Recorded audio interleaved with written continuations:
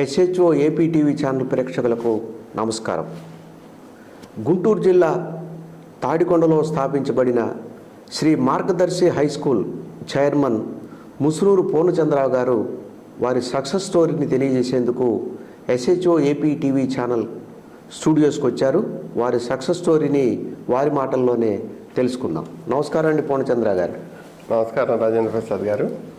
SHO AP TV ప్రేక్షకులకు నా నమస్కారాలు. పూర్ణచంద్రరావు గారు అనే కంటే పూర్ణ మాస్టర్గా మీరు అందరికీ, విద్యార్థులకి, పేరెంట్స్కి మీరు సుపరిచితులు. అవునండి. మీరు ఎక్కడ పుట్టారు, మీ కుటుంబ నేపథ్యం గురించి? నేను కృష్ణా జిల్లా పెనమనూరు మండలం పెద్దపులిపాక గ్రామంలో జన్మించాను. మా తండ్రి గారు వరప్రసాదరావు గారు, మా తల్లిగారి పేరు కమలాదేవి.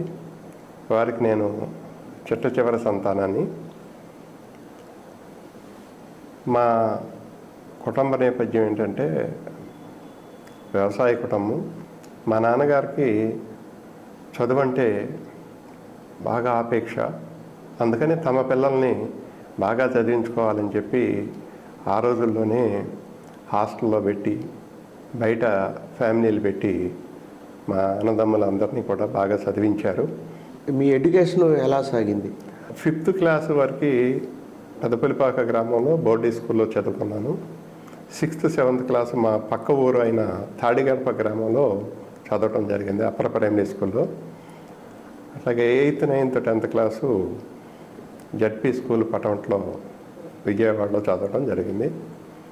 అట్లాగే inter, degree Andhra Laila college విజయవాడలో చదువుకోవడం జరిగింది. డిగ్రీ ఏం చదివారు?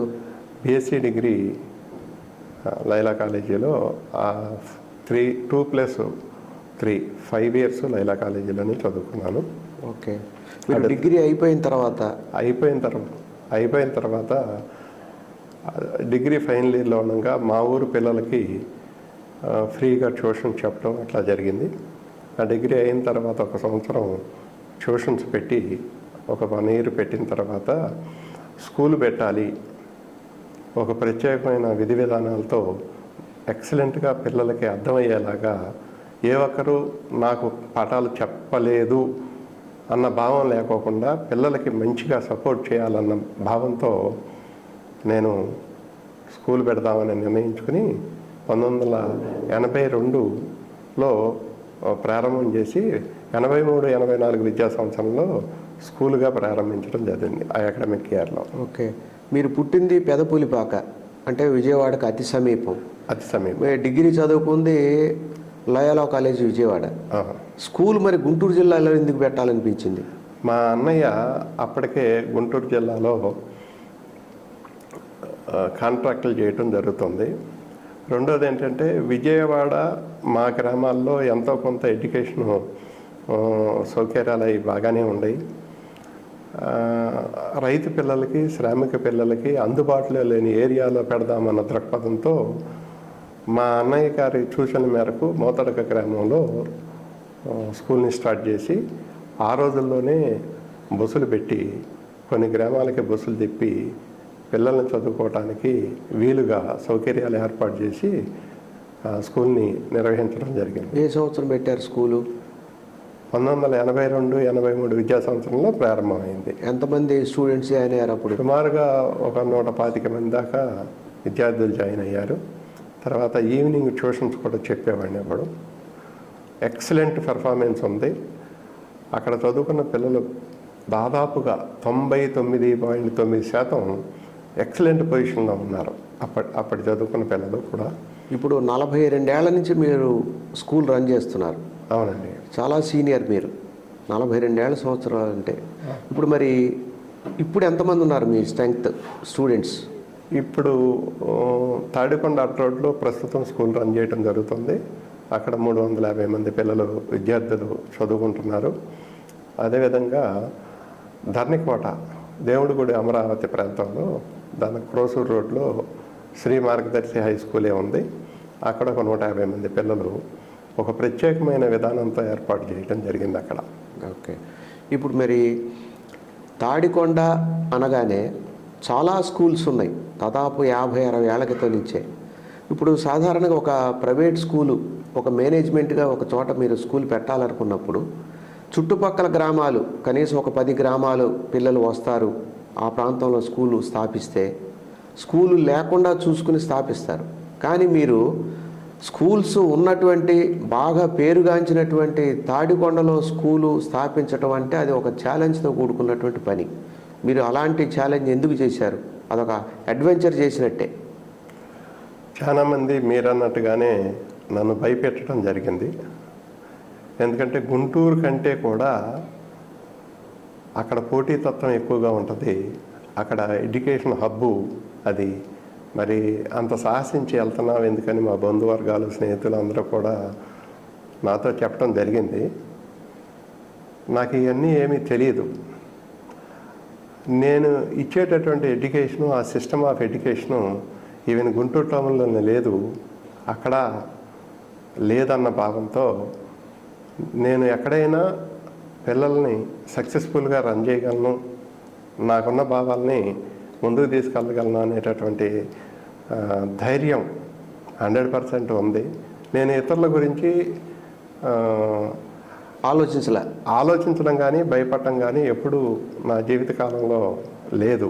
నేను ఏదన్నా అనుకుని 1-2 సార్లు ఆలోచించి చేయగలనా ఆ పని, చేయలేనా అని ముందుగానే ఆలోచించుకుని తగిన ప్రణాళికని సిద్ధం చేసుకున్న తర్వాతనే ఆ పనిని ప్రారంభిస్తా. కాబట్టి నేను ఎప్పుడు ఒక పని ప్రారంభించిన తర్వాత వెనకడుగేయటం అనేది నా జీవితకాలంలో నాకు తెలియనటువంటి అంశం అది. అయితే మీ ప్లానింగు, మీ కాన్ఫిడెన్సు మిమ్మల్ని ముందుకు తీసుకెళ్ళింది, మీరు సక్సెస్ అయ్యేందుకు దోహదపడిందని చెప్పుకోవచ్చు. 42 ఏళ్ల నుంచి ఆ శ్రీ మార్గదర్శి హై స్కూల్ అనేటువంటి బ్యానర్ని, ఆ బోర్డుని ఏమాత్రం తొణకకుండా వెనకకుండా సక్సెస్ అవుతూ కొన్ని వేల మంది విద్యార్థుల్ని తీర్చిదిద్దారంటే ఆనాటి నుంచి ఈనాటి వరకు కూడా మీ యొక్క ప్లానింగ్ చాలా పకడ్బందీగా ఉందని చెప్పి మనం అనుకోవచ్చు. అయితే మాస్టర్, మీరు ఇప్పుడు ఉన్నటువంటి విద్యార్థులు గత విద్యా విధానానికి, అంటే మీ బాల్యంలో 1970, 80 ప్రాంతాల్లో ఉన్నటువంటి విధానానికి ఇప్పుడున్నటువంటి విధానానికి చాలా మార్పులు వచ్చాయి. సిలబస్లో కానీ, అలాగే పోటీతత్వంలో కానీ, కాంపిటీషన్లో కానీ చాలా మార్పులు వచ్చాయి. మరి మీ 42 ఏళ్ల ఈ స్కూలు యాజమాన్య జీవితంలో ఎన్నో ఒడిదుడుకులు చూసుంటారు, ఎంతోమంది విద్యార్థులు చూసుంటారు, పేరెంట్స్ని చూశారు, టీచర్స్ని చూశారు. ఇవాళ ఒక సిలబస్ పెరిగింది, బాగా సిలబస్ భారం ఎక్కువగా ఉంది పిల్లల మీద అనేటువంటి ఆలోచన ఉంది. అది ఎంతవరకు వాస్తవం అంటారు? అంటే మీరు అన్నట్టుగా ఈ విద్యా వ్యవస్థలో రన్ అవుతున్న మేము అనేక ఒడిదుడుకులు ఎదుర్కోవడం జరిగింది. ఇటు సమాజపరంగా, పేరెంట్స్ పరంగా కానీ, విద్యార్థుల ఆలోచన సరళి పరంగా కానీ, ఇటు ఉపాధ్యాయుల ఆలోచన సరళిలో మార్పులు కానీ అనేక రకాలుగా ఇబ్బందుల్ని సవిచేసినటువంటి వ్యక్తి నేను. అయితే ఒక మంచి ప్రణాళికతో, ఒక సిస్టమేటిక్ విధానంతో నేను ఉన్నాను. కాబట్టి నాకు ఎలాంటి ఇబ్బందులు వచ్చినా ఎక్సలెంట్గా నేను దాన్ని సాల్వ్ చేసుకుని ఆ పేరెంట్స్ని కానీ పిల్లల్ని కానీ సాటిస్ఫై చేస్తూ టీచర్స్ని కూడా హ్యాపీగా ఉంచగలిగే స్థితిని అప్పటికి ఇప్పటికీ ఉంది. నన్ను బాగా ఎంకరేజ్ చేశారు. మీ ఫ్యామిలీ బ్యాక్గ్రౌండ్ అండి? పిల్లలు? మాకు 2 పిల్లలు సంతానం, ఇద్దరు పిల్లలు. పెద్ద సంతానం అబ్బాయి, కుమారుడు హర్షవర్ధను. మా బాబుకి ఎంఎస్ చేశాడు యుఎస్ఏలో. తర్వాత మ్యారేజ్ చేశాము. మా కోడల పేరు సాయి రూప. వాళ్ళిద్దరూ ఇప్పుడు ఫ్లోరిడాలో ఉంటున్నారు, అమెరికాలో. వాళ్ళు హ్యాపీగానే ఉన్నారు. అదేవిధంగా నా కూతురు గ్రీష్మ కూడా మ్యారేజ్ చేశాము. అప్పుడు మరి మీ మిసెస్ ఏం చేస్తారు, వైఫ్? అప్పటికే ఆంధ్రా బ్యాంకులో క్లర్క్గా జాబ్ చేస్తూ ఉండేవాళ్ళు. ఇప్పుడు ప్రస్తుతం యూనియన్ బ్యాంకులో పలకలూరు బ్రాంచ్లో యూనియన్ బ్యాంకులో మేనేజర్గా చేస్తున్నారు. అంటే ఇప్పుడు మీ సక్సెస్కి మీ మిసెస్ కూడా కారణం అని చెప్పుకోవచ్చా? మా మిసెస్ 100% కారణం. మా మిసెస్తో పాటుగా వాళ్ళ మదర్ కూడా చాలా కష్టపడి మాకు సపోర్టుగా స్కూలు నిర్వహించేటటువంటి విధానాల్లో హాస్టల్ పిల్లలు కానీ వాళ్ళని చక్కగా భోజన సదుపాయాలు ఏర్పాటు చేయడంలో కానీ మీ మా అత్తగారి పాత్ర చాలా ఎక్కువగా ఉంది. గుడ్. సదా నేను ఈ మా కుటుంబం మొత్తం మా అత్తగారికి మా పేరెంట్స్కి రుణపడి ఉంటాం. సహజంగా మిస్సెస్ సపోర్టు అందరికీ ఉండేదే. ఒక పురుషుడు సక్సెస్ అవటానికి వైఫ్ తోడ్పాటు ఉంటుందనేటువంటిది అందరూ చెప్పింది. కానీ ఇప్పుడు మీ విషయంలో మీ అత్తగారు కూడా మిమ్మల్ని సపోర్ట్ చేయటం అనేది అది కొంచెం మా అదృష్టంగా భావించవచ్చు. కాబట్టి మీ అత్తగారికి కూడా ఈ సందర్భంగా అభినందన. మా ఫ్యామిలీ పరంగా మా పిల్లల్ని పెంచే విధానంలో కానీ మా మిస్సెస్కి సపోర్ట్గా కానివ్వండి, నాకు కూడా సపోర్ట్గా కానివ్వండి, అటు స్కూలు నిర్వహించేటటువంటి విధానాల్లో హాస్టల్ మెయింటెనెన్స్లో ఈ భోజన సదుపాయాలు అరేంజ్ చేయడం కానివ్వండి, ఇట్లా మా అత్తగారి పాత్ర అనిర్వచనీయం. చాలా గొప్ప వ్యక్తి. కాబట్టి హాస్టల్ మీరు బాగా సక్సెస్ చేయగలిగారు ఆవిడ ద్వారానే. ఓకే. ఇప్పుడు స్టూడెంట్స్కి మార్కులు తక్కువ వచ్చాయని, ర్యాంకులు రాలేదని ఒక రకమైనటువంటి స్ట్రెస్ ఫీల్ అవుతున్నటువంటి సందర్భం ఉంది. ఎందుకంటారు? ఇప్పుడు నాలెడ్జ్ ముఖ్యమా, ర్యాంకులు ముఖ్యమా, మార్కులు ముఖ్యమా? ఇది ఒక రకమైనటువంటి వాతావరణం ఈ సొసైటీలో ఏర్పడిన తర్వాత ర్యాంకుల కోసం అరులు దాసున్న సందర్భాలు మనం చూస్తూనే ఉన్నాం. కానీ నా అదృష్టం, నా పద్ధతిలో మా పిల్లల యొక్క తల్లిదండ్రులు ఎవరూ కూడా ఏది నా పిల్లలకి ఇన్ని మార్కులు రావాలి అన్ని మార్కులు రావాలని పిల్లల మీద కానీ మా మీద కానీ ప్రెజర్ లేదు. ఒకవేళ ఒకళ్ళు వారు అట్లా ప్రెజర్ చేసిన సందర్భాలు నేను కూడా చవిచూచడం జరిగింది. అప్పుడు ప్రత్యేకించి పిల్లవాడు యొక్క మానసిక స్థితిని క్లాస్ రూమ్లో ఈజీగా గమనించి ప్రత్యేకంగా ఏంటి ఇట్లా ఉన్నావు ఏమిటి అని చెప్పి వాళ్ళతోటి పిల్లలతోటి కౌన్సిలింగ్ చేసి విషయాన్ని తెలుసుకొని ఇటు పేరెంట్తో మాట్లాడాలనుకుంటే పేరెంట్తో పిలిపించి మాట్లాడేవాడిని, పిల్లలతో మాట్లాడాల్సింది ఏదన్నా ఉంటే పిల్లలతో మాట్లాడేవాడిని. వాళ్ళకి ఎడ్యుకేట్ చేయడం చాలా ప్రధానమైనటువంటి అంశం. మనోధైర్యాన్ని వాళ్ళ తల్లిదండ్రులు ఇవ్వాలి, లేదంటే ఉపాధ్యాయులు మేము ఇవ్వాలి. కాబట్టి తల్లిదండ్రుల పాత్రని, ఇటు సొసైటీలో పెద్దల యొక్క పాత్రని, ఇటు ఉపాధ్యాయుల పాత్రని సక్సెస్ఫుల్గా నిర్వహించేటటువంటి స్థాయిలో మేము ఉన్నాం. కాబట్టి మాకు అలాంటి ప్రాబ్లమ్స్ ఎక్కువ ఫేస్ చేయలేదు. కేవలం స్కూల్ అంటే పాఠం చెప్పడం వెళ్ళటం కాకుండా తల్లిదండ్రుల పాత్ర వహించేవాళ్ళం. సమాజంలో పెద్దలు చెప్పినట్టుగా ఎలా ఉండాలి, ఒక విద్యార్థి ఎలా ఉండాలి, సమాజంలో ఒక పౌరుడు ఎలా ఉండాలన్న భావాలు పెద్దవాళ్ళు చెప్పినట్టుగా మేము పిల్లల్ని తయారు చేయడానికే ప్రతి కోణంలోనూ ఆలోచించి యోచించి విద్యతో పాటు బుద్ధుల్ని 100% నేర్పడానికి ప్రయత్నం చేస్తూనే ఉంటాము. ఒక తండ్రిగా కానీ, ఒక ఉపాధ్యాయుడిగా కానీ, అటు మా దగ్గరికి వచ్చే చదువుకునే పిల్లలకు కానీ, మా పిల్లలకు కానీ మేము ఆలోచించేది ఒకటే, మంచి బుద్ధులు, మంచి ప్రవర్తన, విద్యతో పాటు సంస్కారం, ఇవన్నీ కనుక నేర్పితే వాడి ప్రపంచంలో వాళ్ళు హ్యాపీగా ఉంటూ ఇతరులను హ్యాపీగా ఉంచగలరన్న ఏకైక భావంతో నడిపేటటువంటి స్కూలు. కాబట్టి ప్రతి విషయంలోనూ కార్నర్ పాయింట్స్ కూడా వెళ్ళి శోధించి వాళ్ళు ఎక్కడున్నారు, మనం ఏం చేస్తే వాళ్ళు స్టిమ్యులేట్ అయ్యి అభివృద్ధి చెందుతారన్న ఆలోచనతో మేము చేసే ప్రతి పని సక్సెస్ఫుల్గా మాకు ప్రూవెన్గా మా వరల్డ్ స్టూడెంట్స్ కనపడుతున్నారు. ఓకే. ఇప్పుడు పూర్వకాలంలో పిల్లలు ఏదన్నా సరిగ్గా చదవకపోయినా, ఇద్దరు పిల్లల మధ్య ఏదైనా ఘర్షణ జరిగినా, లేజీగా ఉన్న, సోమరిగా ఉన్న ఉపాధ్యాయులు దండించేవాళ్ళు. వాళ్ళు సరైన మార్గంలో పెట్టడం కోసమే ఈ పనులన్నీ. అలాంటి దండన ఇవాళ ఒప్పుకోవట్లేదు పేరెంట్స్. ఎందుకంటారు? ఇది పిల్లలు మనోభావాలు దెబ్బతిన్నాయి అంటున్నారు. గొడవకు వస్తున్నారు మీ స్కూల్ మీదకి, యాజమాన్యం మీదకి.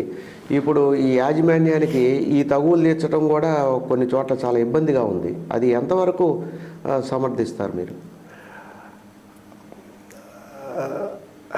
ఉపాధ్యాయుడు దండించటం అంటే కేవలం కొట్టడం అనేటటువంటి విషయం కాదు. దండన చాలా విధాలుగా ఉంటాయి. ఆ దండించేటటువంటి విధానంలో ఆంతర్యం పిల్లవాడిని బాగు చేయటమే మీరన్నట్టుగా. కానీ కొట్టడానికి నేను కూడా వ్యతిరేకిని. కారణం ఏంటంటే ఒక ఉపాధ్యాయుడు ఒక విద్యార్థిని కొడుతున్నాడు అని అంటే ఆ పిల్లవాడి మీద అధిక శ్రద్ధ ఉండి వాడిని ఎట్టగొట్ట డెవలప్ చేయాలన్న ఆదుర్దాతో బాగా కోపం తెచ్చుకుని పిల్లవాడు చేసే చేష్టలకి 2 బాస్తాడు. కానీ దానివల్ల పిల్లవాడు అభివృద్ధి చెందటం లేకపోతే మారటం అనేది జరగదు ఎప్పుడు కూడా.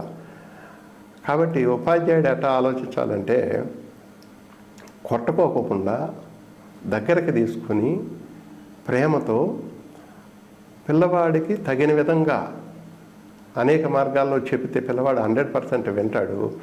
కొట్టడం వలన టీచర్కి ఉన్న కోపం, ఆ టెంపరు ఆ తగ్గటం తప్ప పిల్లవాడికి ఒరిగేది ఏమీ లేదని నా సొంత అభిప్రాయం. అదే 100% కరెక్టు. పిల్లవాడిని దోవలోకి తీసుకోవడానికి అనేక మార్గాలు ఉన్నాయి కొట్టుకోకుండా. పిల్లవాడు ప్రేమతో మన దగ్గర తీసుకున్నప్పుడే పిల్లవాడు మనోభావాలు, మనసులో ఏ భావాలు ఉన్నాయో అవి మనకి వ్యక్తపరుస్తాడు. ఎందుకు చేయలేదంటే స్పష్టంగా చెబుతాడు, నాకు ఇది రాలేదని. మనం కొడితే ఏం చెప్పలేడు. అందుకని పిల్లవాడికి లాలించాలి, ముద్రగించి చెప్పే రీతిలో కనుక చెప్పినట్లయితే తప్పనిసరిగా పిల్లవాడు మాట వింటాడు. దండనకి నేను కూడా వ్యతిరేకం. ఓకే. ఇప్పుడు మరి విద్యార్థులు ఎక్కువగా ఈనాడు అంటే పేదరికంలో ఉన్నటువంటి తల్లిదండ్రులు కూడా కార్పొరేట్ స్కూల్స్లో చేర్పించాలి పిల్లల్ని అనే ఉద్దేశం ఎక్కువగా కనిపిస్తోంది. మున్సిపల్ స్కూల్స్ కానీ జిల్లా పరిషత్ స్కూల్స్లో కానీ పిల్లల్ని తక్కువ మంది చేర్పిస్తున్నటువంటి సందర్భాలు. అంటే కార్పొరేట్ స్కూల్లో ఇంగ్లీష్ మీడియం స్కూల్స్లోనే చేరిస్తే చదువు బాగా వస్తుందనేటువంటి ఆలోచన ఉంది. అది ఎంతవరకు సమర్థం? చదువు ఎక్కడైనా ఒకటే, నిబద్ధతతో చక్కగా చదువు చెప్పగలిగిన విద్యాలయాల్లో ఉపాధ్యాయులు ఉన్నంత వరకు కూడా ఆ విద్యా సంస్థలో చదువుకున్న పిల్లలు మంచి స్థాయిలోకి వెళ్తారు. అది కార్పొరేటా, చిన్న స్కూలా, పెద్ద స్కూలా అనేది కాదు. పూర్వకాలంలో ఉపాధ్యాయుడు అంటే ఆచార్యులు అనేవాళ్ళు మరి చెట్ల కింద బిల్డింగ్స్ లేవు, ఫ్యాన్లు లేవు, తాగటానికి నీళ్లు లేవు, ట్యాప్లు లేవు, టాయిలెట్స్ లేవు. మరి అయినప్పటికీ మరి వాళ్ళు ఐఏఎస్లు, ఐపీఎస్లు, ఐఆర్ఎస్లు అయ్యారు, చదివారు. మరి ఇవాళ ఎల్కేజీ స్థాయిలోనే కొన్ని స్కూల్స్లో ఇవాళ ఏసీలు ఉన్నాయి. ఎల్కేజీ, యూకేజీ ఫస్ట్ క్లాస్ స్టూడెంట్స్కే ఏసీలు పెడుతున్నటువంటి సందర్భాలు వాళ్ళు. అవును. మరి అది ఎలాగా? ఇది విద్యా విధానం ఎటువైపు వెళ్తా ఉంది? మనవాడు ఇప్పుడు 1వ తరగతిలోనే ఏసీ రూమ్లో కూర్చుంటే భవిష్యత్తులో వాడు ఏ విధమైనటువంటి ఆలోచనలో ఉంటాడు? జీవన విధానం, వాడి వ్యక్తిగత జీవన విధానం ఎలా ఉండబోతోంది? కొంతమంది ఎకనామికల్ స్టాండర్డ్స్ కొంచెం ఎక్కువ ఉన్నవాళ్ళు వాళ్ళ పిల్లలు సుఖపడాలి, హ్యాపీగా ఉండాలి అన్న భావాలతో ఇవన్నీ చేస్తున్నారు. కానీ ఆంధ్రప్రదేశ్లో ముఖ్యంగా మన వాతావరణానికి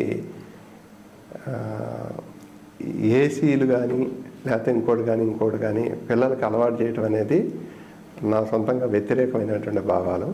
నా ఉద్దేశంలో ప్రైవేట్ స్కూల్స్ని బాగా ఎంకరేజ్ చేయాలి. అదేవిధంగా గవర్నమెంట్ స్కూల్లో కూడా నిబద్ధతతో పనిచేసేటట్టుగా అక్కడ ఈ పిల్లలు ఎక్కడ చదువుకున్న పిల్లల అభివృద్ధి ధ్యేయంగా ఏ విద్యా సంస్థలైనా ఉండాలి. అది ప్రైవేట్ విద్యా సంస్థల, గవర్నమెంట్ రన్ చేసే విద్యా సంస్థల అనేది మీమాంస అనవసరం. ఇప్పుడు టౌన్స్లో, సిటీస్లో స్కూల్స్లో గ్రౌండ్ ఉండట్లేదు, ప్లే గ్రౌండ్, ఆట స్థలం. అది లేకపోవటం వల్ల పిల్లాడికి వ్యాయామం లేదు. వ్యాయామం లేకపోవటం వల్ల వాడికి మానసిక ఒత్తిడి పెరుగుతోంది. చక్కగా ఆడుకోవటం అదే లేదు వాళ్ళ. మరి మీ స్కూల్లో అలాంటి సౌకర్యం ఉందా? మా స్కూల్లో 100% ఆటలకి మరి పీడీ, పీఈటీ ఉన్నారు మా దగ్గర. డ్రిల్ టీచర్గా చక్కగా వాళ్ళు డ్రిల్ కానివ్వండి, గేమ్స్ కానివ్వండి కండక్ట్ చేస్తారు. చాలా పోటీలకి మేము కూడా పిల్లల్ని పంపించడం జరిగింది. అంటే ఒకటే మీకు చాలా ఫ్రీక్వెంట్గా ఎదిగే మాట ఏంటంటే the enlightening of the people minds depends upon the play ground అని చెప్పి అంటాం. అంటే మానసిక వికాసం, విద్యార్థుల యొక్క మానసిక వికాసం ప్లే గ్రౌండ్లో మాత్రమే జరిగిద్ది అనేది వాస్తవం. పిల్లవాడు ఆటలతో, పాటలతో అవన్నీ లేకపోతే ఒకరితో మమేకం అయ్యి స్నేహభావాలు పెంచుకుని అవకాశం ఉండదు. అందువల్ల ఏంటంటే కంపల్సరీగా ఏ స్కూల్లో అయినా సరే పీఈటీ ఉండాలి, ఆటలు అవన్నీ కూడా నేర్పించాలి. డిసిప్లైన్ కూడా అక్కడి నుంచే వస్తుంది. కాబట్టి కంపల్సరీగా ఉండాలి అని నమ్మేటటువంటి వ్యక్తిని. అది కాకోకుండా నేను స్పోర్ట్స్ బాగా ఆడేవాడిని, కబడ్డీ ప్లేయర్ని. ఆల్ ఇండియా ఫెడరేషన్లో కూడా నేను కబడ్డీ ఆడాను. మా జట్టు విన్నర్గా వచ్చింది. అట్లాగే జోనల్ లెవెల్లో కానీ, డిస్ట్రిక్ట్ లెవెల్లో కానీ, జిల్లా లెవెల్లో కానీ ఇట్లా మేము అనేక పోటీల్లో నేను పార్టిసిపేట్ చేశా. ఇప్పుడు మరి సెంట్రల్ స్కూల్స్ అనేవి ఉన్నాయి, కేంద్రీయ విద్యాలయ అంటాం. దాంట్లో ఆర్ట్ టీచర్ అంటారు, డ్రాయింగ్ మాస్టర్ని. అలాగే సంగీతం టీచర్ ఉన్నాడు, మ్యూజిక్ టీచరు. అలాగే ఫిజికల్ డైరెక్టర్ అంటున్నారు అక్కడ, అంటే డ్రిల్ మాస్టర్. ఈ 3 కంపల్సరీగా ఉంటున్నాయి. వాళ్ళు రిక్రూట్మెంట్ జరుగుతూ ఉంది, నేర్పిస్తున్నారు. మరి అదే పద్ధతి ఈ జిల్లా పరిషత్ స్కూల్స్లో కానీ, మున్సిపల్ స్కూల్స్లో కానీ, కార్పొరేట్ స్కూల్స్లో కానీ ఉండటం లేదు. దానివల్ల ఏంటి వ్యత్యాసం? ఒకప్పుడు మేము చదువుకున్నప్పుడు క్రాఫ్ట్ టీచర్స్ ఉండేవాళ్ళు, డ్రాయింగ్ మాస్టర్ కూడా ఉన్నాడు, డ్రాయింగ్ మాస్టర్లు ఉండేవాళ్ళు. ఇప్పుడు కనుమరుగయ్యారు కొన్ని మార్పుల వలన. కానీ మన మార్గదర్శి స్కూల్లో డ్రాయింగ్ మాస్టర్ ఉన్నారా? 100%. పీఈటీ మాస్టర్ ఉన్నారు. Dance part time, very good. ఒక 10,000 రూపాయలు నెలకిచ్చి ఉద్యోగం లాగానే అవుట్ సోర్సింగ్ 3 days వచ్చి మా పిల్లలకి నేర్పిస్తారు రెగ్యులర్గా. Very good. తర్వాత కొన్ని సంవత్సరాల కరాటే కూడా పెట్టాము. ఆ టీచర్ కూడా స్కూలే భరించి ఒక 10,000 రూపాయలు ఇచ్చేది. ఆ పిల్లలకి ఏది ఇష్టమైతే, కొంతమంది పిల్లలకి డ్యాన్స్ ఇష్టం, డ్యాన్స్ నేర్పిస్తాం. కొంతమంది పిల్లలకి గేమ్స్, పర్టికులర్ గేమ్స్ అంటే దాంట్లో ప్రోత్సహిస్తాం. అదేవిధంగా కొంతమంది పిల్లలకి మరి కరాటే ఇష్టం అని చెప్పి అడిగితే ఆ పిల్లలకి మేము ప్రొవైడ్ చేసాము. ఇప్పుడు పేరెంట్స్ మీటింగ్స్ జరుగుతుంటాయా మీకు?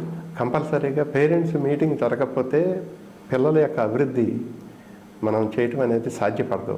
కంపల్సరీగా మేము మన శ్రీ మార్గదర్శి హై స్కూల్లో బిగినింగ్లో, ప్రారంభంలో ఒక మీటింగ్ పేరెంట్స్తో జరుపుతాం. తర్వాత ఒక ఎగ్జామ్ అయిపోయిన తర్వాత విశ్లేషణ కోసం ప్రత్యేకంగా ప్రతి పేరెంట్ తోటి వాళ్ళ పిల్లల గురించి డిస్కస్ చేయడం జరిగింది. అదేవిధంగా సంవత్సరానికి కనీసం 4 నుంచి 5 సార్లు పేరెంట్స్ మీటింగ్ పెడతాము. ఒకసారేమో పేరెంట్స్ మీటింగ్ కాకపోయినా యాన్యువల్ డే సందర్భంగా పురస్కరించుకుని ఆ ఇయర్లో ఆటపాటలతోటి ఆ ఇయర్ మొత్తం పిల్లలు ఏం నేర్చుకున్నారన్న భావాన్ని పేరెంట్స్ చూపించడం కోసం యాన్యువల్ డే సెలబ్రేషన్స్ కూడా చేస్తూ ఉంటాం. ఇప్పుడు మీ స్కూల్లో హైయెస్ట్ టోటల్ ఎప్పుడు వచ్చింది అవుట్ ఆఫ్ 600? అంటే అసలు దాని గురించి మేము ఎప్పుడు ఆలోచించాం కానీ మన స్కూల్ చరిత్ర చూసుకుంటే బహుశా మా స్కూల్తో పోటీ పడే స్కూల్స్ మీరు అనుకునే కార్పొరేట్ స్కూల్స్ కానివ్వండి, లేకపోతే సంవత్సరానికి 4-5 లక్షల రూపాయలు తీసుకునే స్కూల్స్ కానివ్వండి, మా రిజల్ట్స్ ముందు, మా పిల్లల అభివృద్ధి ముందు ఎందుకు కొరగావనేటటువంటి భావన నాకు అనిపిస్తూ ఉంటుంది. అదే నాకు బాగా సంతోషాన్ని ఇచ్చేటటువంటి అంశం. జనరల్గా చెప్పుకోవాలంటే ఆళ్ల శ్రీధర్ అనేటటువంటి ఒక స్టూడెంట్కి గుంటూరు జిల్లా ఫస్ట్ వచ్చింది. ఇప్పుడు కొన్ని స్కూల్స్ వాళ్ళు ప్రత్యేకించి ఒక పీరియడ్ని జనరల్ నాలెడ్జ్ కోసం కేటాయించిన సందర్భాలు ఉన్నాయి. అంటే మామూలుగా మీకు తెలుగు, ఇంగ్లీషు, సైన్సు, సోషల్, మ్యాథమెటిక్స్తో పాటుగా జనరల్ నాలెడ్జి, కరెంట్ అఫైర్స్ అది కూడా ఒక పిల్లలకు కాస్త చెప్పినట్టయితే అలాంటి సౌకర్యం మీ దగ్గర ఉందా? అసలు కరికులంలో అది కూడా ఒక భాగం. ప్రత్యేకంగా దానికి ఒక ఇది కాకోకుండా క్లాస్ రూమ్లో సైన్స్ కానీ, సోషల్ కానీ, తెలుగు కానీ, ఇప్పుడు తెలుగు సబ్జెక్టుకి అన్ని రకాల నాలెడ్జ్ ఉంటుంది. హిందీ కూడా ఉంటుంది, ఇంగ్లీష్ కూడా ఉంటుంది. సోషల్ స్టడీస్ చెప్పేవాళ్ళకి ఉంటుంది, సైన్స్ చెప్పేవాళ్ళకి కూడా ఉంటుంది, మ్యాథ్స్ చెప్పేవాళ్ళకి కూడా ఉంటుంది. కాబట్టి దాన్ని అండర్లైన్ చేసి ఫోకస్ చేసేటటువంటి విధానంలో జనరల్ నాలెడ్జ్ 100% వచ్చేస్తుంది. కరెంట్ అఫైర్స్ కూడా అందులోనే వస్తాయి.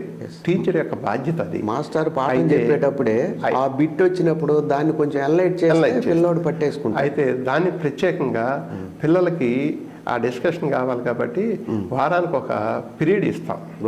వారానికి ఒక పీరియడ్ డిస్కషన్ కోసం ఇస్తాం.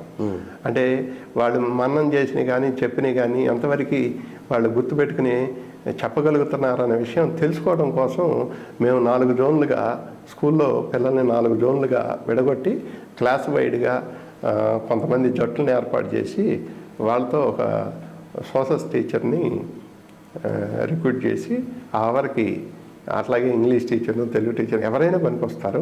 చక్కగా వాళ్ళకి ఆ క్లాసులు పెట్టి చూస్తాము. ఇప్పుడు సిలబస్సు మారుతూ ఉంటుంది. ఇప్పుడు గతంలో మీరు కానీ నేను కానీ చదువుకున్నప్పుడు, స్కూల్లో చదువుకున్నప్పుడు ఉన్నటువంటి సిలబస్కి ఇప్పుడు ఉన్నటువంటి విద్యార్థులు చదువుతున్న సిలబస్కి చాలా తేడా ఉంది. భారీగా పెరిగిందనేటువంటి భావాలు ఉన్నాయి. అది ఎంతవరకు కరెక్ట్ అంటారు? మరి పెంచాల్సిన అవసరం ఉందంటారా? మరి ఇంకా ముందుకెళితే మనకంటే ముందు తరం వాళ్ళు పెద్ద బాల శిక్ష పుస్తకాన్ని చదివే వాళ్ళు చాలా ఉన్నత స్థితికి చేరిన సందర్భం. మరి ఇవాళ ఒక ఎల్కేజీ స్టూడెంట్కి వాడు మోయలేనటువంటి పుస్తకాలు, హోంవర్క్, ఎల్కేజీ స్టూడెంట్కి కూడా మళ్ళీ హోంవర్క్ వాడు చేయలేని పరిస్థితిలో మళ్ళీ ఇంటి దగ్గర పేరెంట్స్కి చాలా ఇబ్బంది పడుతున్నటువంటి సందర్భం ఉంది. అది ఎంతవరకు కరెక్ట్ అంటారు విద్యా విధానంలో వస్తున్న మార్పులు? రాజేంద్ర ప్రసాద్ గారు, మీరు చెప్పినట్టుగా ఈ భావాలు అయితే ఉన్నాయి, కానీ బీయింగ్ ఏ టీచర్గా నాకు పెద్దగా ఏం అనిపించినటువంటి విధానం ఎప్పుడు కనపడలా. కానీ మీరు అడిగారు కాబట్టి స్పష్టంగా చెప్పాల్సిన బాధ్యత నా మీద ఉంది. గత కాలంలో బుక్స్లో ఉండేటటువంటి కంటెంట్ చదివి టీచర్ అనేక రకాల పుస్తకాలను శోధించి ఎక్స్ప్లెయిన్ చేయాల్సిన బాధ్యత టీచర్ మీద ఉండేది. కానీ రాను రాను ఏం చేస్తున్నారంటే టీచర్ యొక్క శ్రమ తగ్గించి ఎగ్జాంపుల్ రూపంలో అనేక రకాల ఎగ్జాంపుల్స్ రాసుకుంటూ ఈ ఆ పేజీలని పెంచుతున్నారు, క్వాంటిటీని పెంచారు. కానీ సబ్జెక్టు పెద్దగా డంప్ చేసింది అయితే నాకేమీ ఉండదు. ఎందుకనంటే మన గవర్నమెంట్ వారు మంచి మేధావులతోటి పుస్తకాలను తయారు చేసి ఏజ్ ప్రకారం వాళ్ళు ఎంతవరకు నేర్చుకోగలరు ఏమిటి అనేది పెట్టుకుని ఒక సిస్టమేటిక్గా చేసినటువంటి విద్యా వ్యవస్థే. కానీ ఈ ఎగ్జామినేషన్స్ విధానంలోనూ వీటిలోనూ లోపభూయిష్టాలు, రాజకీయ ప్రవేశాలు వీటాడి అన్నీ కొన్ని కొద్ది గొప్ప డిస్టర్బెన్స్ ఏమన్నా ఉన్నప్పటికీ కూడా వాస్తవంగా విద్యగా చెప్పేటటువంటి విధానంలో కనుక అయితే ఈ పుస్తకాల భారం అనేది లేదు. ఇప్పుడు అక్షర దోషాలు మీరు అన్నారు, స్పెల్లింగ్ మిస్టేక్స్ లాంగ్వేజెస్లో తెలుగు, ఇంగ్లీష్, హిందీ వాటికి కూడా వస్తున్నాయి. మరి ఖచ్చితంగా ఇప్పుడు మీరు అన్నారు, మీరు మ్యాథమెటిక్స్ సబ్జెక్ట్ ఒరిజినల్గా మ్యాథమెటిక్స్లో దస్తూరికి ఇంపార్టెన్స్ లేదు.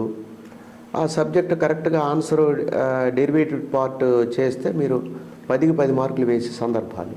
మరి తెలుగు వచ్చేసరికి వస్తున్నాయి. మరి అలా వస్తున్నాయి అంటే మరి ఏమిటి, ఎందుకు మార్పులు వస్తున్నాయి అంటారు? అది మన ఇద్దరం చదువుకున్నప్పుడు 10th క్లాస్లో ఫస్ట్ క్లాస్లో 1, 2 వస్తే గొప్పగా ఉండేది, ఎక్కువ సెకండ్ క్లాసులు వచ్చేవి, ఆ తర్వాత ఆర్డినరీ ఎక్కువ మందికి వచ్చేవి. మరి ఇవాళ ఆర్డినరీ అనేది అసలు కనపట్లేదు. 50 మంది పిల్లలు ఉంటే 50 ఫస్ట్ క్లాసులు వస్తున్నాయి. కానీ జనరల్ నాలెడ్జి తక్కువగా ఉందనేటి వాస్తవం. ఆ మాట మాత్రం వాస్తవం. జనరల్ నాలెడ్జ్ చాలా తక్కువగా ఉంటుంది.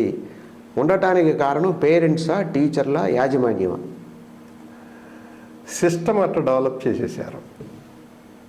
జనరల్గా స్కూలింగ్ సిస్టంలో ఇవన్నీ కూడా సర్వసాధారణంగా లభించేవి. వీటికి అతీతంగా ఉందంటే ఈ స్కూలింగ్ సిస్టమ్ మీద ఇతర ప్రభావాలు పడుతున్నాయి. ఆ ప్రభావాలతో 100కి 100 మార్కులు వస్తున్నాయి.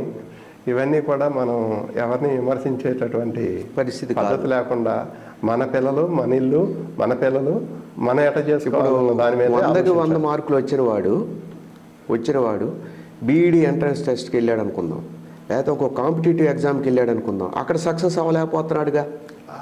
మరి ఈ నాలెడ్జ్ అక్కడ ఎందుకు పనికి రాలేదు? అక్కడ మనమే గమనించాలి ఏంటంటే ఇక్కడ వచ్చింది హైప్ అని, వాళ్ళకి సరైనటువంటి విధానంలో మార్కులు రాలేదు, ఏదో రూపంలో వచ్చినాయి కాబట్టి సంతోషిస్తున్నారు తప్ప ఇక్కడ మార్కులు వస్తే కుడి ఎడంగా అక్కడ కూడా రావాలి. కుడి ఎడంగా ప్రతి చోట కూడా ఆ స్థితిలో ఉండాలి. ఆ లేకపోతున్నారంటే ఇటు పిల్లలు అటు పేరెంట్స్ కూడా గమనించుకోవాలి. ఏమిటి ఈ పరిస్థితి, ఎందుకు వచ్చింది, ఏమిటి. ఎక్కడన్నా ఒకళ్ళు అర్రా ఏదన్నా సమయానుకూలంగా ఇబ్బంది పడతారేమో, కానీ ఇక్కడ వచ్చిన 100 మంది పిల్లలు 100కు 100 వస్తే అక్కడ 20, 30 అక్కడ వస్తే ఏంటి ఎంత వ్యత్యాసం ఉందనేది ఆలోచించుకోవాల్సిన అవసరం ఉంది కదా. కాబట్టి స్టాండర్డ్ అనేది ఈ మార్కులు కొలబద్ధంగా చేసేటటువంటి విధానం ఇప్పుడు పోయింది. ఇప్పుడు 10th క్లాస్లో ఫెయిల్ అయిన వాడు, ఇంటర్మీడియట్లో ఫెయిల్ అయిన వాడు, డిగ్రీలో పేపర్స్ పోగొట్టుకొని కంపార్ట్మెంట్లుగా కంప్లీట్ చేసిన వాడు, ఆ తర్వాత ఐఏఎస్కి యూపీఎస్సి సెలక్షన్కి వెళ్ళి ఎగ్జామ్ కోచింగ్ తీసుకొని ఐఏఎస్, ఐఆర్ఎస్, ఐపీఎస్ సాధించిన వాళ్ళు ఉన్నారు. ఉన్నారు. 10th క్లాస్లో మీరు అన్నట్టు 600కి 600 వచ్చినా, 600కి 595 వచ్చినా, ఆ తర్వాత కాంపిటేటివ్ ఎగ్జామ్లో నెగ్గలేకపోతున్నాడు. అంటే కొంతమంది మీరు అన్నట్టుగా పిల్లలు కొంత వయసు వచ్చిన తర్వాత చదువుకోవాలన్న భావం, సెల్ఫ్ రియలైజేషన్ వచ్చి అప్పటి నుంచి మొదలుపెట్టి ఆ గోల్ని రీచ్ కావడం కోసం బాగా శ్రమ చేసి, కఠోర శ్రమ చేసి ప్లానింగ్ ఆ స్థాయికి రీచ్ అయిన పిల్లలు ఉంటారు. అందుకని మేము ఎప్పుడు కూడా ఈ పిల్లవాడు చదవలేడన్న భావం టీచర్ చెప్తే ఒప్పుకోం. నువ్వు చదువు రాదు, ఇది రాదు, అది రాదు, ఈ న్యూసెన్స్ వర్డ్స్ పిల్లల ముందు యూజ్ చేయకూడదు. తప్పు.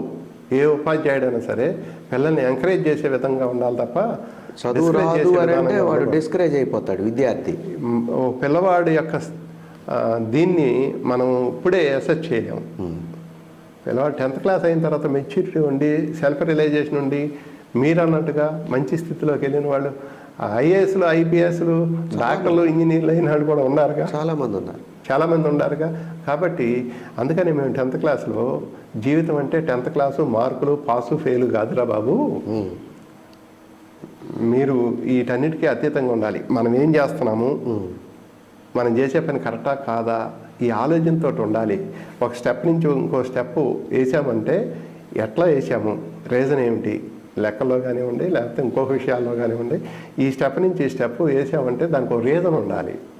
ఆ రీజనబుల్ థింకింగ్ కనుక మీ దగ్గర ఉంటే ఆటోమేటిక్గా మీరు అనుకున్నది సాధించడం అనేది పెద్ద కష్టతరం కాదు. ఈ ప్రైవేట్ స్కూల్స్ రన్ చేయాలి అని అంటే ఒక రిజిస్ట్రేషను, ఇయర్లీ మీరు గవర్నమెంట్కి చెల్లించాల్సినటువంటి ఫీజు భారం ఎక్కువగా ఉందని కానీ మీ ద్వారా నేను ఆ పాయింట్ ఆఫ్ వ్యూలో ప్రభుత్వం వారికి, ఇప్పుడు ఈ ప్రభుత్వం కావచ్చు, ప్రభుత్వం వారు ఎవరైనా సరే దయతో ఆలోచించాల్సినటువంటి అవసరం ఉంది. అసలు వివక్ష అనేది ఒకటి తయారైంది. డ్యూయల్ పేపర్స్ గత కాలంలో పెట్టి మా యాజిస్ట్రేషన్తో అవి తీసేశారు. అంటే ప్రైవేట్ స్కూల్లో చదువుకున్న పిల్లలకు ఒక పేపరు, గవర్నమెంట్ స్కూల్లో చదువుకున్న పిల్లలకి ఒక పేపర్ అని చెప్పి మొదలుపెట్టి డ్యూయల్ సిస్టమ్ అని పెట్టి మొదలు పెడితే దాన్ని బాగా వ్యతిరేకించాం ప్రైవేట్ అసోసియేషన్ వాళ్ళం రాష్ట్ర వ్యాప్తంగా. అది అప్పటితో సమస్య పోయింది. కానీ ఏదో రూపంలో వివక్షత ఉంటానే ఉంది. మేము కూడా ఈ రాష్ట్రంలో ఒక భాగం, స్కూల్స్ రన్ చేసేవాళ్ళం ఈ రాష్ట్రంలో ఒక భాగం. మా దగ్గర చదువుకుంటున్న పిల్లలు కూడా ఈ రాష్ట్రంలో పిల్లలే. గవర్నమెంట్ వారు చెప్పినా, ప్రైవేటు వాళ్ళు చెప్పినా చదువే కదా. మరి అందరికీ చక్కగా చదువు అందాలి అని అంటే ప్రైవేట్ సంస్థలను కూడా గవర్నమెంట్ ఎంకరేజ్ చేయాలి. ఎలా ఎంకరేజ్ చేయాలి అని అంటే మీరు అన్నట్టుగా పర్మిషన్స్కి ఎక్కువ ఖర్చు కాకోకుండా, ఇప్పుడు గతంలో 10 సంవత్సరాలు ఇచ్చేవాళ్ళు, తర్వాత 5 సంవత్సరాలు అన్నారు, తర్వాత 3 సంవత్సరాలు అన్నారు. 10 సంవత్సరాలకి అయ్యే ఖర్చు 3 సంవత్సరాలకి అంతకంటే ఎక్కువ అవుతుంది. 3x3 అంటే అంతకుముందు రూపాయి ఖర్చు అయ్యేది, ఈ కాలంలో మామూలుగానే 10 రూపాయలు ఖర్చు అవుతుంది. రేట్లు పెరిగి కానీ, లేకపోతే ఇంకోటి కానీ లీగలు ఇల్లీగలు అని మనం వివక్ష అట మాట్లాడుకోవాల్సిన పని లేదు. కానీ ఈ ప్రైవేట్ స్కూల్స్ వాళ్ళకి ఎక్కువ భారం పడటం అనేది మనం గమనిస్తున్నాం. చాలా ఇబ్బందులకు కూడా గురవుతున్నాం.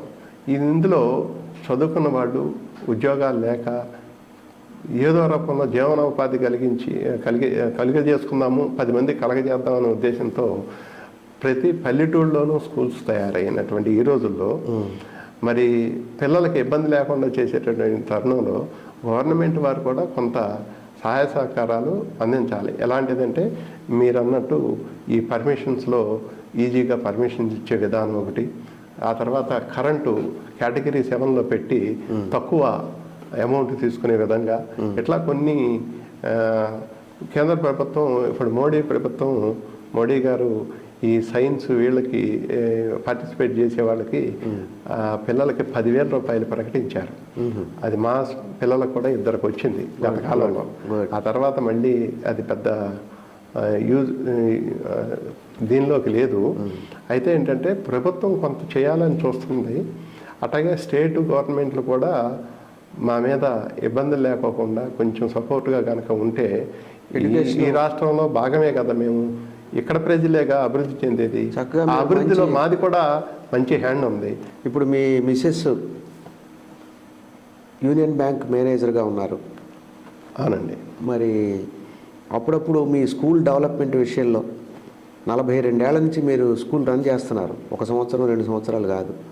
ఏదన్నా మీకు కొన్ని సమస్యలు వచ్చినప్పుడు, ఒక ఐడియా కావాలనుకున్నప్పుడు తనతో మీరు పాలు పంచుకున్నటువంటి సందర్భాలు, తను మీకు సలహా ఇచ్చిన సందర్భాలు? అసలు అప్పుడప్పుడు కాదు, రెగ్యులర్గా మా మిసెస్ బ్యాంక్ నుంచి వచ్చిన తర్వాత రేత్రి ఈ భోజనం ఇది వండి అంతా ఇంట్లో కంప్లీట్ అయిన తర్వాత రేత్రి పూట 1 గంట 2 గంటల సేపు టీచర్ల నోట్సుల కరెక్షన్లో కూడా హెల్ప్ చేసేవాడు చాలా కాలం.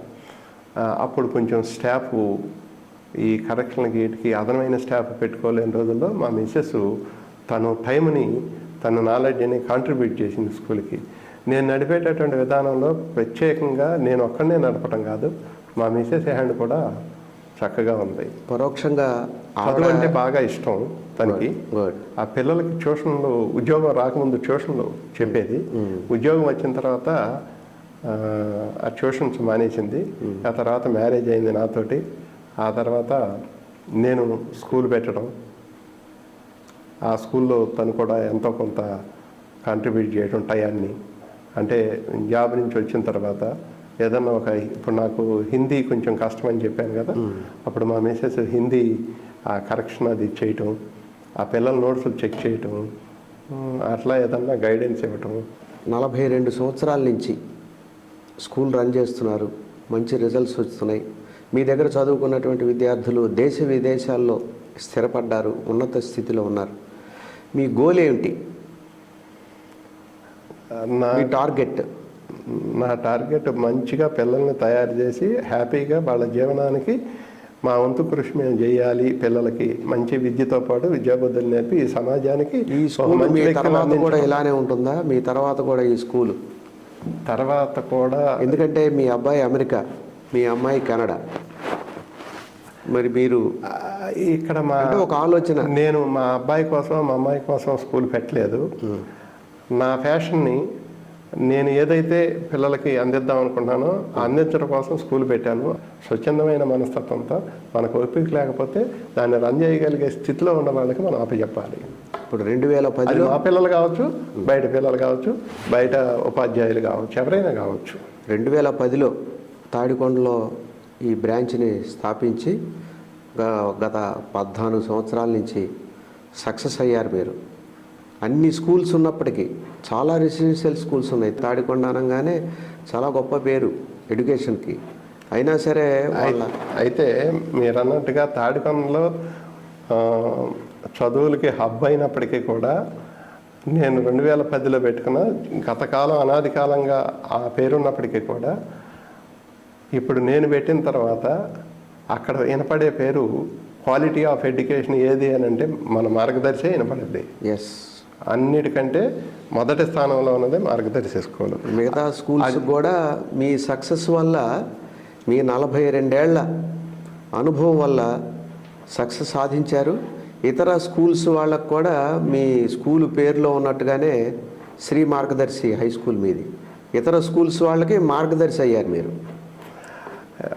అది మీరు సక్సెస్ అవడానికి మీ శ్రీమతి అనురాధ గారు పరోక్షంగా ఒక మార్గదర్శి, ప్రత్యక్షంగా కూడా మార్గదర్శి కింద లెక్కే.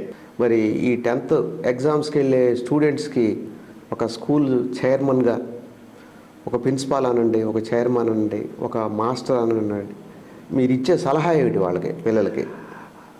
ఈ ప్రత్యేకంగా ఇప్పటికిప్పుడు మనం సలహా ఇవ్వటం ఏమీ లేదు. ఈ కరికులంలోనే మనం ఇచ్చేటటువంటి విధానాలు 15 డేస్కి ఒకసారో మంత్లీ ఒకసారో నేను కూడా గమనిస్తూ ఉంటాను. టీచర్లు ఆ ఎడ్యుకేషన్ సిస్టంలోనే ఫ్రీగా ఉంటుంది. ఇవాళ ఏదో ఎగ్జామ్స్ వస్తుందని ఆదుర్త మా పిల్లలకి ఉండదు, మాకు అసలు ఉండదు.